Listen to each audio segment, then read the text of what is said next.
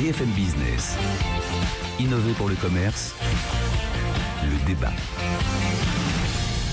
L'économie collaborative est-elle soluble dans le commerce? Près de 9 cyberacheteurs sur 10 ont acheté un produit sur une plateforme de commerce collaboratif en 2016. Achat direct aux producteurs, partage de transport, marché de l'occasion. Quand la valeur d'usage surpasse la propriété, comment l'économie collaborative transforme le e-commerce? C'est ce que nous voyons avec nos invités. Marie-Cécile de Faucigny, bonjour. Bonjour. Vous êtes fondatrice du nouveau site Cross Shopper. Vous allez nous expliquer de quoi il s'agit. Nathalie Damry, bonjour. Bonjour. Présidente de l'Obsoco, l'Observatoire Société et Consommation.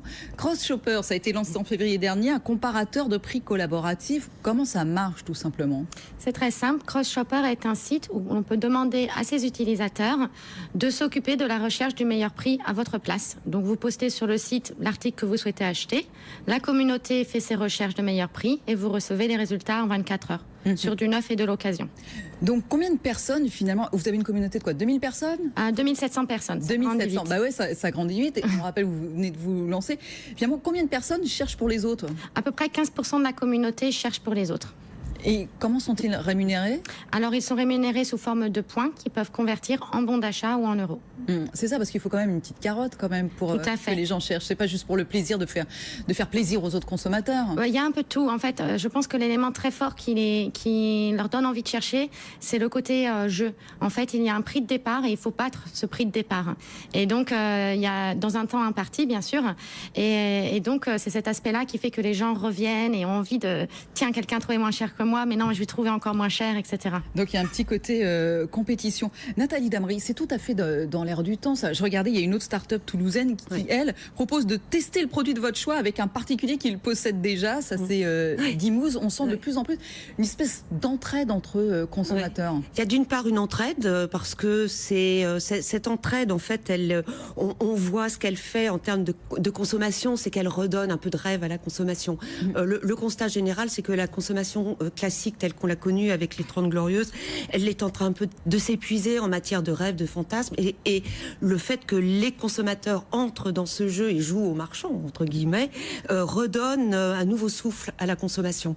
Donc oui, toutes ces initiatives, elles sont intéressantes parce que entre le jeu, vous parliez de gamification, entre le jeu, le bénéfice, le coût, on est tous dans des contraintes d'achat, enfin des contraintes de pouvoir d'achat, pardon, tout cela fait que, entre consommateurs, on a l'impression qu'on se rend des meilleurs services qu'entre des professionnels ou des intermédiaires, et dans une relation presque hiérarchique entre le marchand et le consommateur qui n'a plus qu'à payer. Marie-Cécile de Faucigny, pourquoi moi qui cherche un meilleur prix, je vais aller chez Cross Shopper et pas chez un autre comparateur de prix? Parce qu'en plus, là, au final, ça va me coûter 2 € pour avoir accès à toutes les informations. Pourquoi le service va être meilleur chez vous? Nous, notre promesse, c'est qu'on va aller chercher au-delà des résultats que vous pouvez trouver en première page de Google ou sur les comparateurs. Les résultats proviennent de la communauté qui n'est pas intéressée par les gros sites marchands. Voilà, n'est pas intéressée par un site marchand ou par une marque. Autrement dit, notre communauté, pourquoi est-ce qu'elle va vous trouver un bon résultat? C'est pour obtenir votre satisfaction, la satisfaction de votre besoin, et non par une relation dans des petits sites que les comparateurs de prix ne vont pas forcément consulter parce qu'ils n'y ont pas intérêt. Là aussi, il y a un business model. Oui, en fait, les comparateurs de prix recensent à peu près 30% de l'offre des sites marchands. Il y a 180 000 sites marchands en France et 30% est sur les plateformes marchandes et les comparateurs. Qu'est-ce que ça signifie, Nathalie Damry? Est-ce que ça signifie qu'on a finalement deux situations en parallèle, ou est-ce qu'aujourd'hui, et j'ai l'impression que c'est plutôt ça, les industriels, les distributeurs sont en train d'intégrer ces données-là de plateformisation, en tout cas d'échange entre consommateurs? C'est très exactement cela. Il y a eu au début un phénomène de résistance dans les années 2011-2012, quand l'économie collaborative a commencé à s'installer dans le paysage. En fait, il y a un double mouvement. Vous avez un mouvement disons, d'industriels ou de retailers qui vont s'intéresser à ces succès Et quand je dis retailer, c'est en fait très très large. Vous avez l'hôtellerie qui réinvente son offre, etc. Et puis d'un autre côté, vous avez l'économie collaborative qui en elle-même est sortie un peu de son côté plutôt militant au départ, etc., qui s'est professionnalisé, et c'est très très bien. Et donc les deux maintenant se rencontrent, portés par la vague de confiance, de sympathie des consommateurs eux-mêmes. Donc il y a ce double mouvement qui fait que ça marche bien. Ce que vous dites, c'est l'économie collaborative qui fonctionne le mieux aujourd'hui. On parlait de carotte, entre guillemets, tout à l'heure. C'est quand il n'y a pas uniquement de l'échange ou du prêt, mais c'est quand l'un est rémunéré. Exactement. C'est en fait, peut-être que l'on peut trouver cela triste, mais notre constat aujourd'hui, c'est que lorsqu'il y a rémunération, récompense et si possible financière, eh bien les sites décollent, parce que les sites de commerce collaboratif c'est comme tous les sites marchands, l'univers marchand, c'est du flux. Ouais, donc, Blablacar, par exemple, au départ, il n'était pas rémunéré.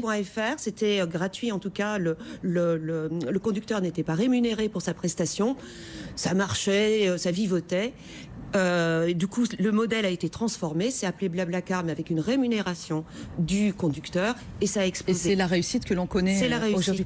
Mais c'est vrai, je regardais encore, je disais, cette semaine, par exemple, vous m'aviez parlé de Walmart, d'Ikea, avec la livraison entre voisins, par exemple. J'ai vu que Leroy Merlin intégrait Frisbees. Frisbees, là aussi, c'est de l'échange de services, jardinage, bricolage, etc. Et on sent qu'il se passe quelque chose. Est-ce que, Marie-Cécile de Faucigny, ce sera ma dernière question, est-ce que vous avez l'impression justement qu'il ne faut pas opposer les deux et que vous allez être obligé, avec votre comparateur de prix CrossShopper, finalement de jouer un petit peu sur les deux tableaux et de se dire, pas d'un côté il y a le commerce collaboratif et il y a le commerce classique.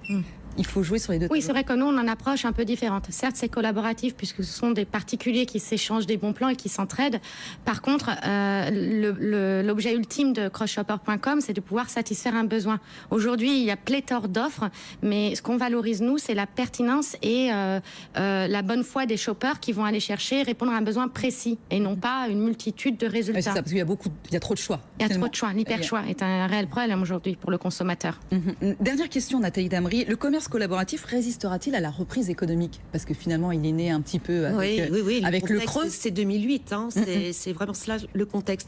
Oui, à notre avis, il va résister, puisqu'il s'est vraiment installé dans le paysage, que les entreprises de type traditionnel l'ont intégré, et on le voit dans votre exemple et dans d'autres. Une fois que les consommateurs ont pris l'habitude de participer et d'être acteurs de leur propre consommation, parce qu'encore une fois, ça les fait un peu plus rêver, je trouve ça un peu plus marrant ou autre, eh bien c'est une recette qui marche, et le commerce ne se détourne pas des recettes qui marchent. Merci beaucoup à vous, Nathalie Damry, présidente de l'Obsoco, Marie-Cécile de Faucigny, fondatrice de CrossShopper. Vous restez encore un petit peu avec nous, c'est le produit de la semaine.